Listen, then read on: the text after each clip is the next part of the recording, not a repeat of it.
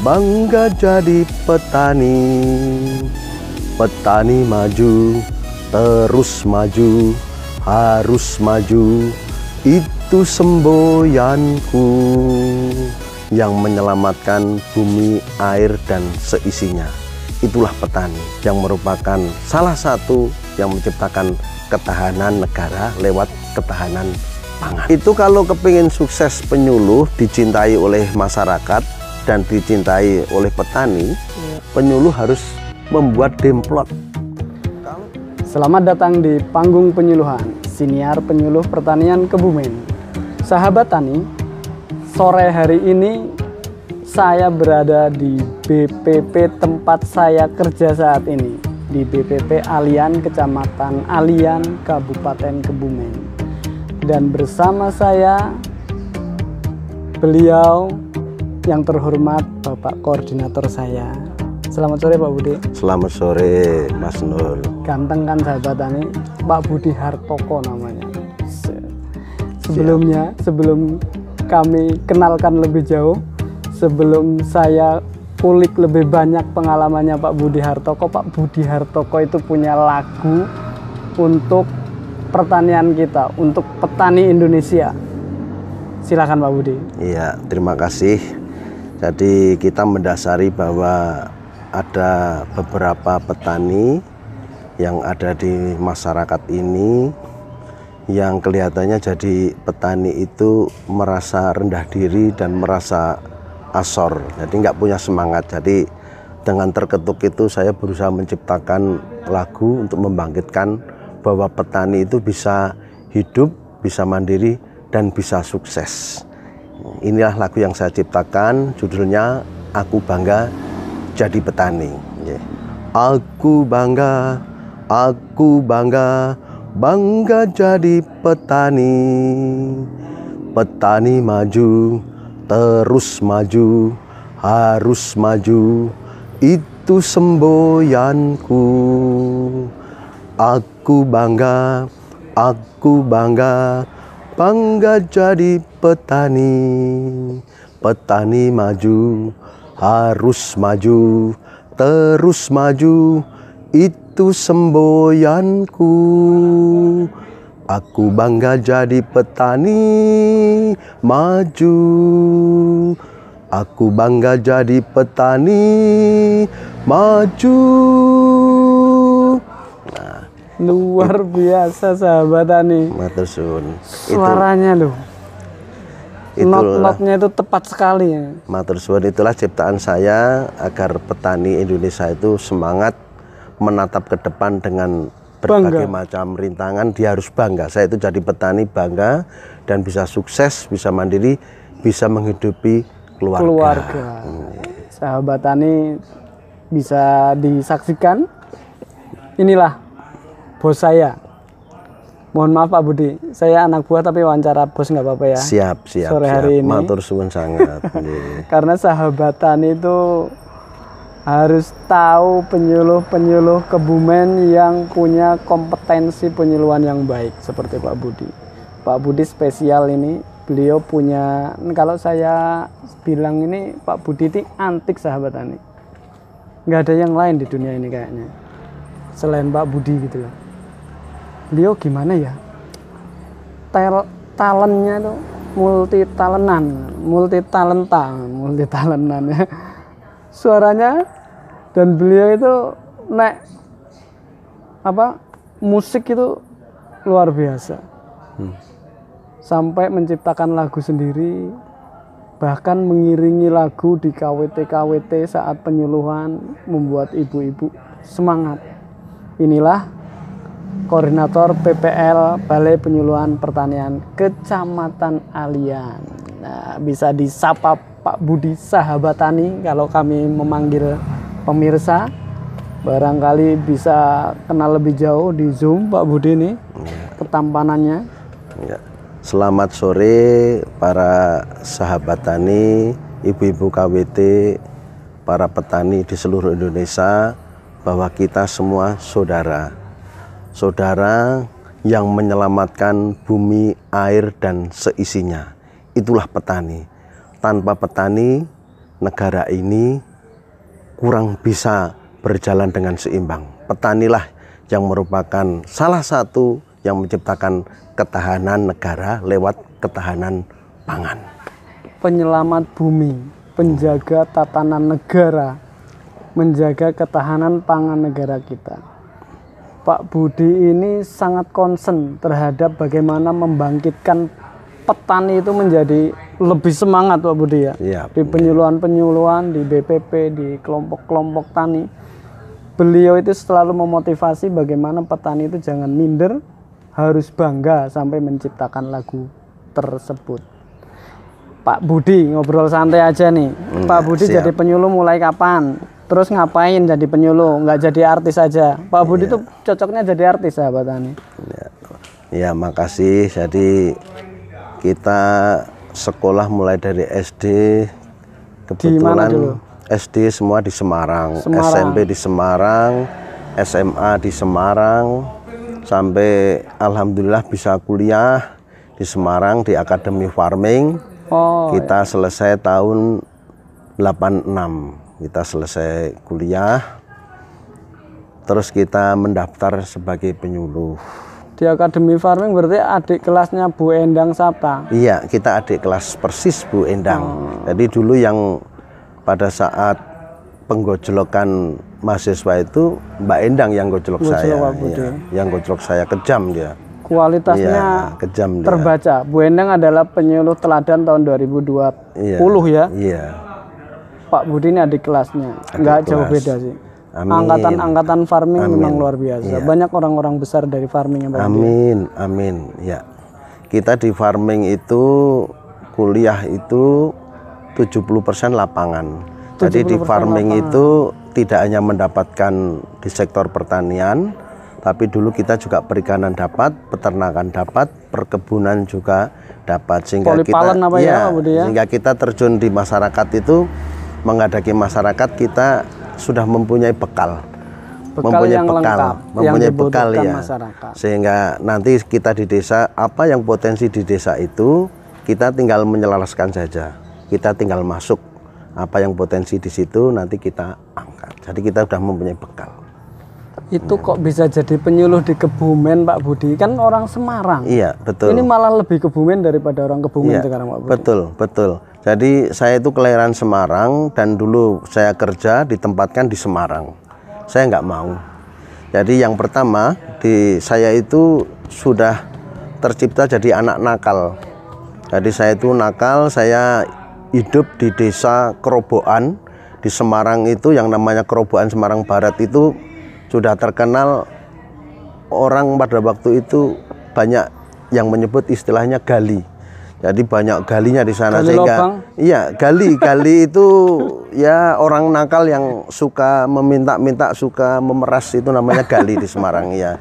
Jadi pada waktu saya mendaftar bisa diterima itu luar biasa. Karena pada waktu itu yang Semarang Barat, desa Kerobokan itu mendaftar pegawai negeri sulit karena sudah di blacklist. Jadi rata-rata anaknya sulit diatur. Tapi semoga di sana sekarang sudah baik-baik lah, Pak. Nggak mendiskriminasi wilayah kita ya. Hanya dulu Pak Budi mungkin dulu pengalamannya seperti itu. Kalau sekarang sudah bagus. Berangkat dari situ, kebetulan bapak ibu saya itu orang pertanian semua. Oh gitu. Jadi ibu pegawai pertanian, bapak pegawai pertanian dulu di Pasar Minggu, yang pertama di Jakarta, terus pindah di provinsi, pindah di Ungaran. Jadi tapi di Pak Dinas Budi Pertanian. Kan bukannya karena keturunan bapak orang tuanya orang pertanian harus mencintai pertanian, bukan kan ya Pak Budi? Kayaknya menjiwai juga Pak Budi, memang benar-benar cinta karena bukan ngikut-ngikut orang tua kan? Enggak. Saya memang bisa suka sama pertanian, itu alasannya Pak Budi? Saya memang di pertanian itu saya suka. Yang jelas saya itu kan orang seni itu bukan hanya seni di musik. Jadi seni itu terhadap tanaman pun itu muncul juga seni. Jadi kita menata tanaman ini juga seni muncul. Kita melihat tanaman tidak bagus, jiwa seni kita keluar. Jiwa seni apa? Jiwa seni bagaimana supaya tanaman itu bagus, berarti kita kan harus merawat. Kita harus memelihara. Lah itu salah satunya cinta saya terhadap berbagai macam. Jadi bukan hanya di musik saja, tapi di tanaman pun saya mencintai. Bahkan ini bisa panjenengan persani ini tanaman-tanaman kita ini, saya tiap hari setelah sholat subuh saya menyiram semua ini. Jadi mulai dari tanaman yang di belakang panjenengan sampai di pendopo kecamatan itu. Jadi di sini ada dinas, ada PLKB, ada PKH, ada kecamatan itu. Semua tiap hari saya yang nyirami. Iya, saya ke kantor udah disiramin sahabat. Iya. Pak Budi yang nyirami. Jadi saya tidak ada pamrih, tapi saya hanya kepingin lingkungan saya itu bagus. Lah itu nilai seni juga di situ. Jadi bukan hanya bermusik, tapi juga di tanaman kita harus mempunyai nilai seni. Nah ini sahabat tani, antiknya Pak Budi itu memang orang pertanian, cinta pertanian, dan beliau seniman pada dasarnya. Jiwa seninya itu memang benar-benar sudah ada dari dulu Pak Budi. Siap, Sampai-sampai beliau itu ahli sekali ngorjen membuat aransemen musik dan lain sebagainya. Siap. Ini besok kayaknya habis tayangan ini kami harus dapat semacam opening sama closing untuk panggung penyuluhan Pak Budi dari Pak Budi. Siap. Jadi biar ada khas yang tidak non copyright lah. Kalau nggak saya download dari berbagai sumber, bukan nggak tahu punya siapa, itu kan melanggar hak cipta. Iya. Jadi kalau untuk opening nanti Pak Budi bisa dong sumbangkan kepada kami musik openingnya sama closingnya yang itu tidak dimiliki oleh channel manapun. Siap. Nah ini jago beliau Pak, sahabat tadi Pak Budi Hartoko ini. Saya yakin di Kebumen tahu semua beliau bagaimana keahliannya dalam bermusik. Selain itu, beliau koordinator PPL kami. Dan informasi sahabat tani, beliau masih muda kan?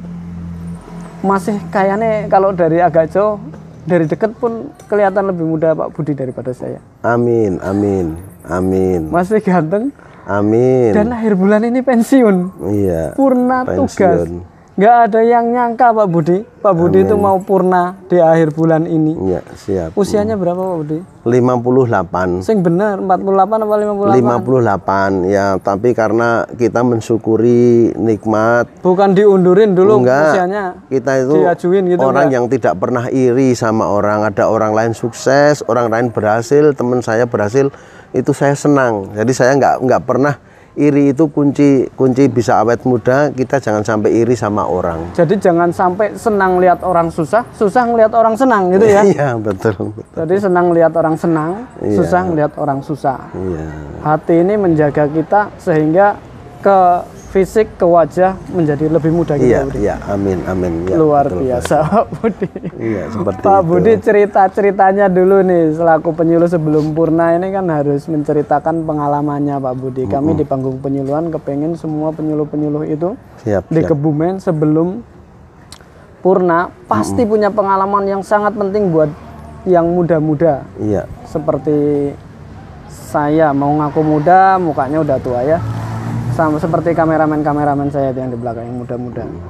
Nah ini ada ini enggak Pak Budi, pengalaman yang harus kami jalankan untuk bekal menyuluh dari dulu Pak Budi masuk ke Kebumen. Pastinya kan dari semua kecamatan itu berapa kecamatan dulu bisa diceritakan, dan apa suka dukanya dan hiruk pikuknya dunia penyuluhan kita itu bagaimana Pak? Siap. Ya, jadi kita punya pengalaman yang luar biasa sebagai penyuluh. Kita masuk tahun 89 di Alian.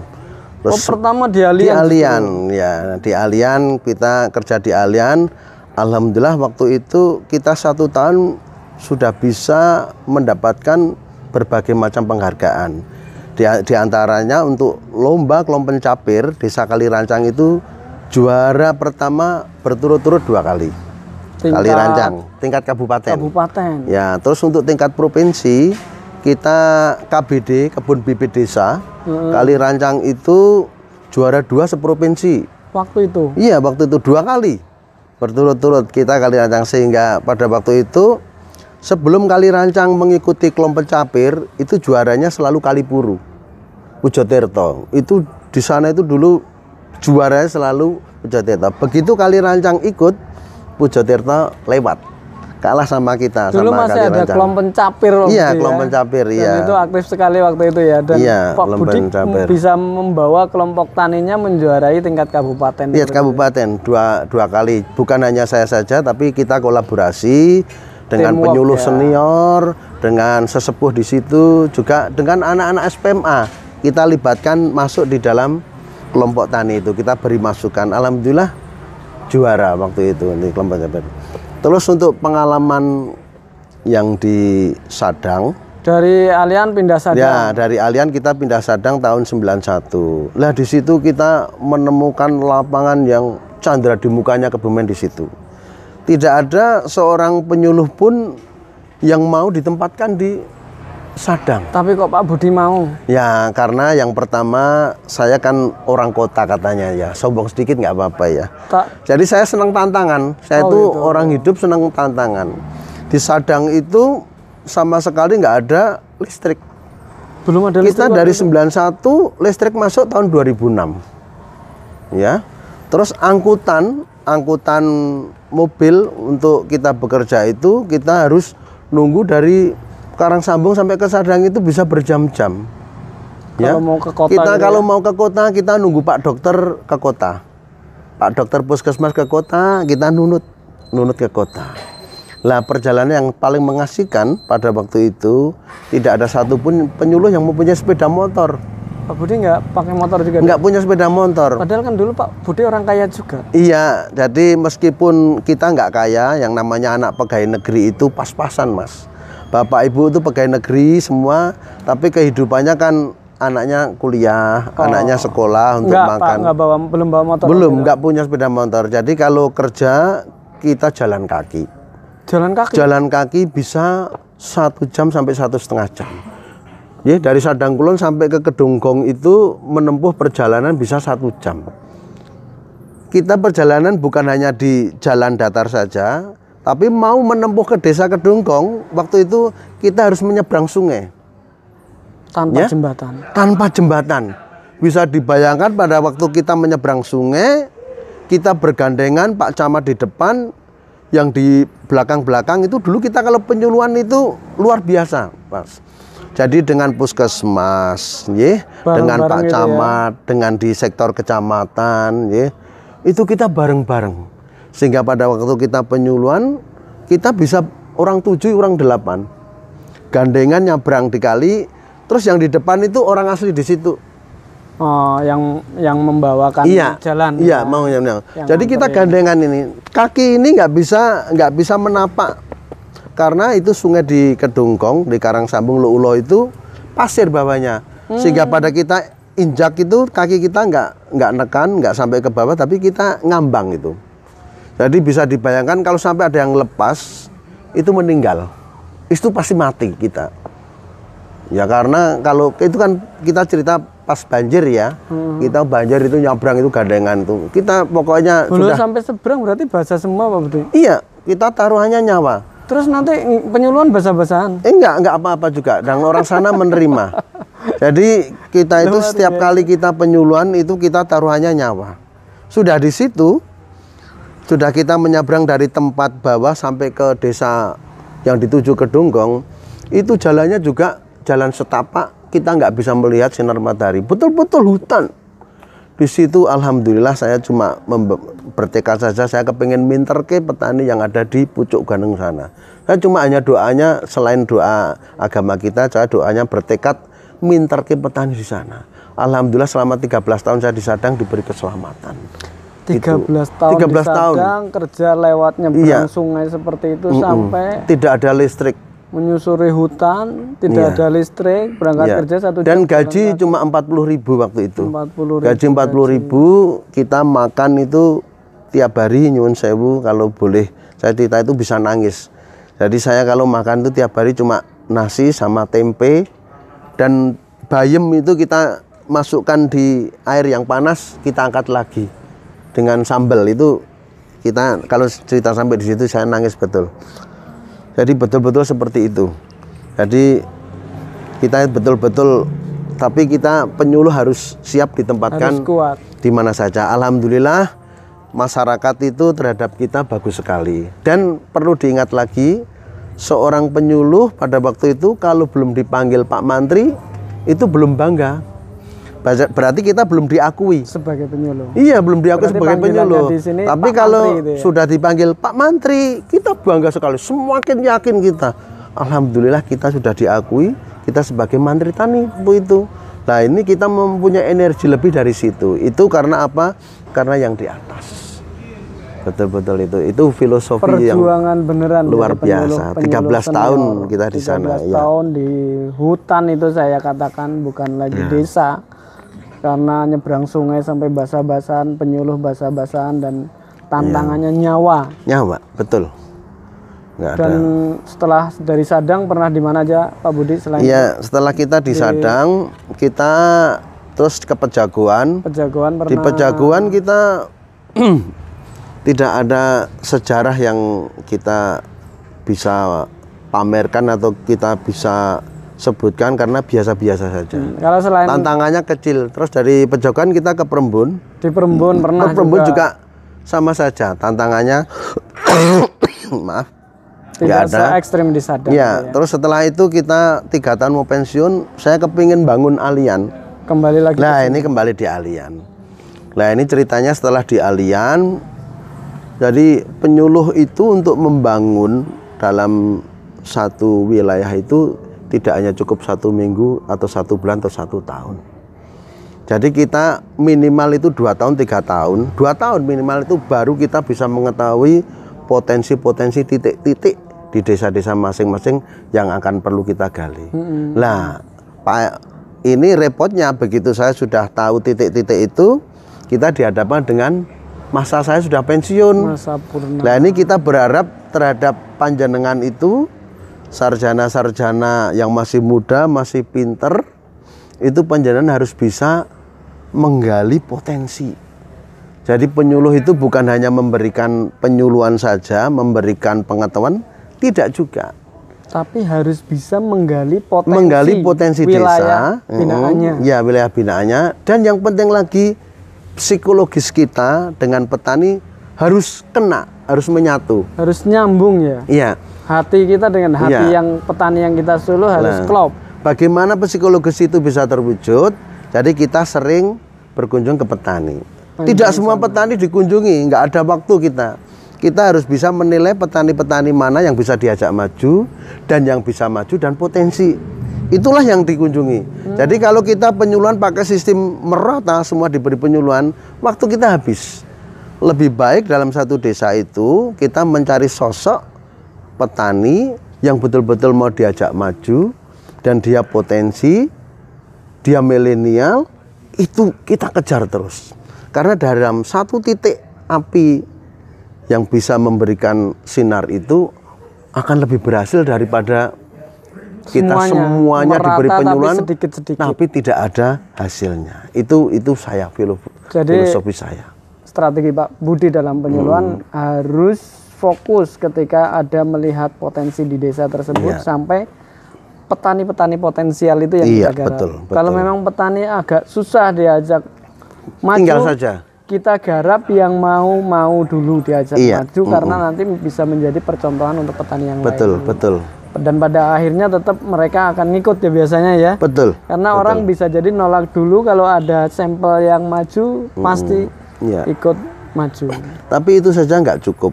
Ya, jadi petani sudah kena, ya psikologisnya juga kena. Kita tinggal masuk ke perangkat, ke aparat desa. Aparat desa harus kita masukin juga. Karena kalau petani sudah kita rangkul, sudah mau, sementara perangkat desa tidak mendukung, mati juga kita, buntu juga. Karena pembangunan desa secara legal formal lewat aparat desa. Betul. Jadi kita bagaimana bisa meyakinkan Pak Kepala Desa, kita menyodorkan program kita. Program kita itu kegiatan kita itu berjuang dulu memamerkan ke Pak Kepala Desa ini. Saya menciptakan ini Pak Kepala Desa Mirsani, sehingga kemarin alhamdulillah untuk KWT di Alian hampir semua KWT diplotkan bantuan dari uang DD dari masing-masing lurah. Itu hampir semua KWT di Alian mendapat bantuan. Sejak dulu tidak ada nyun sewu Bapak Kepala Desa yang menggelontorkan bantuan ke untuk KWT. Nah ini sahabatannya perlu diketahui, Pak Budi kendel, bahasa Jawa itu kendel, pemberani. Bukan. Saya saja kadang ngeri-ngeri sedap kalau ngelihat Pak Budi komunikasi dengan kepala desa itu berani. Ada dana desa yang berapa persen itu 20% wajib untuk kegiatan pertanian. Itu berani sampai istilahnya memotivasi sebenarnya kepala desa itu untuk mengalokasikan itu. Jadi kelembagaan itu nggak harus dari dana-dana lewat OPD, lewat APBD dan APBN, bahkan lewat dana desa pun harus kita upayakan disambungkan kelembagaan pertanian kita dengan desa. Betul. Sampai-sampai sahabat tani, Pak Budi itu cukup berani, punya keberanian yang lebih sampai seolah-olah ya sedikit menekan, tapi memotivasi sih lebih tepatnya kepala desa untuk alokasi sampai kita intervensi dana desa itu harus dialokasikan benar-benar untuk ketahanan pangan seperti amanat Pak Presiden gitu ya. Pak Budi ya. Itu Pak Budi kok berani-beraninya apa jiwa tadi apa yang di Semarang kegaliannya masih ada Pak Budi? Iya, itu mental jiwa itu kita sebagai penyuluh itu harus kuat dan berani. Tidak cukup hanya berani. Kenapa saya berani? Karena sebelum saya minta ke Pak Lurah itu saya lebih dulu praktek. Kita pamerkan dulu. Tunjukkan dulu. Iya, kita dan KWT kita bentuk KWT. Ya, kita menanam. Di situ ada cabai, ada terong segala macam, ada tomat, ada pokcai segala. Pak Lurah kita aturi tindak meriku sama Pak Camat. Nah, kalau beliaunya sudah mersani seperti itu, kita kan ngerogohnya hati itu mudah. Jadi saya itu iri, kenapa ya pemuda diberi bantuan, PKK diberi bantuan, lah KWT ini kelembagaan tani yang langsung sampai ke kementerian ya. Kalau datanya itu kenapa nggak diberi? Alhamdulillah semua KWT di Kecamatan Alian sekarang diberi bantuan disisipin lah sesuai dengan kemampuan desa masing-masing. Oh iya Pak Budi, saya pengen menyampaikan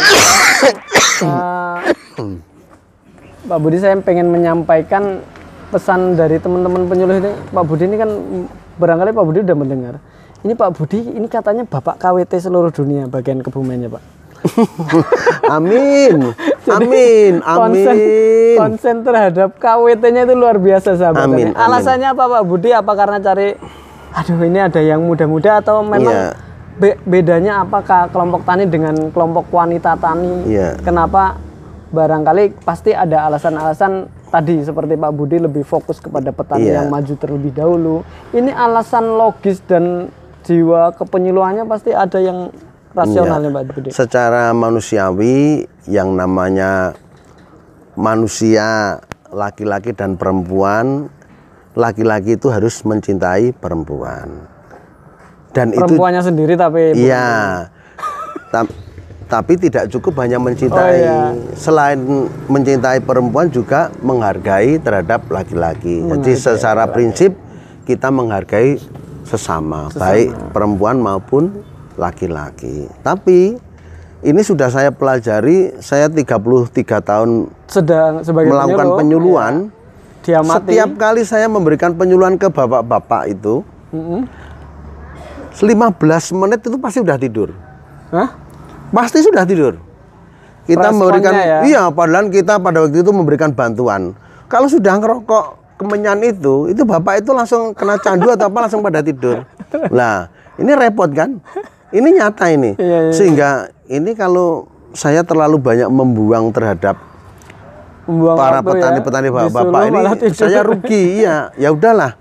Terus saya mencoba di wanita-wanitanya. Ternyata setelah saya masuk di wanita, betapa bergairahnya ini wanita. Semangatnya luar biasa. Kita beri penyuluhan, dia minta penjelasan terus. Nggak ada yang tidur. Dia senang. Dan selain itu kita nggak boleh membedakan wanita dan pria. Ternyata wanita pun bisa membangun pertanian. Wah itu kenapa saya diomong sama kabupaten Pak Budi kalau dengan wanita. Bukan kabupaten yang ngomong, cuman saya pernah dengar gitu loh. Pak Budi itu Bapak KWT seluruh Indonesia, bagian Alian. Ya. Tapi nggak apa-apa, semua orang pasti punya apa ya, alasan rasional, dan ini cukup bener Pak Budi. Saya juga di Ambal lama sebelum dipindah jadi anak buahnya Pak Budi. Memang semangat belajarnya wanita tani itu jauh lebih semangat. Jadi kalau kita penyuluhan di kelompok wanita tani itu diperhatikan beneran, dan mereka itu waktunya yang jelas banyak waktu senggang. Ketika mereka udah selesai masak segala macem itu pasti bisa mudah dikumpulkan kalau siang hari gitu.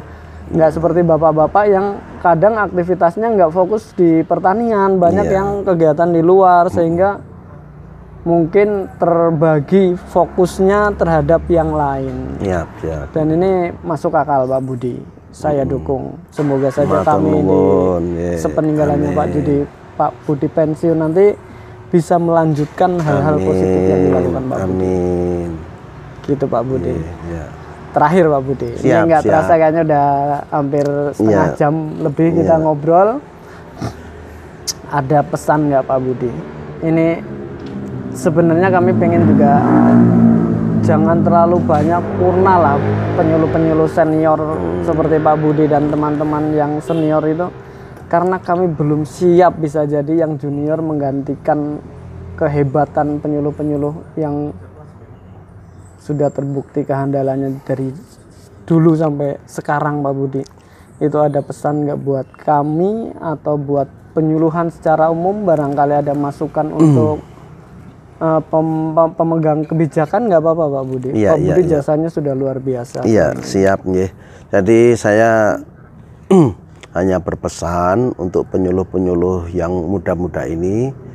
Jadi penyuluh sekarang dengan basic yang rata-rata sarjana itu seharusnya lebih pinter dan lebih hebat.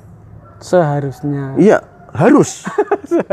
Seharusnya terus nanti harus. Oh iya, ya kan? Harus ya. Kalau pada waktu saya jadi penyuluh itu tahun 89, yang sarjana cuma 4 orang. Oh gitu, berarti termasuk saya sarjana muda. Yang lainnya masih semua lulusan SPMA. Terus setelah beberapa tahun itu baru muncul SPKP itu karena penyetaraan sekolah. Dulu semua SPMA. Itu saja dulu bisa mendekati berhasil ya. Nah, kenapa dulu bisa berhasil? Karena pada waktu itu penyuluh itu hampir tiap bulan itu selalu diberi peluang untuk membuat demplot, baik demcar ataupun demplot ya. Itu penyuluh harus praktek. Penyuluhnya. Itu kalau kepingin sukses penyuluh dicintai oleh masyarakat dan dicintai oleh petani, penyuluh harus membuat demplot.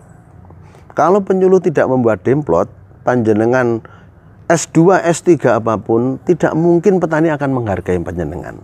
Panjenengan dicintai petani pada saat panjenengan memberikan bantuan. Petani menghormati dan mencintai.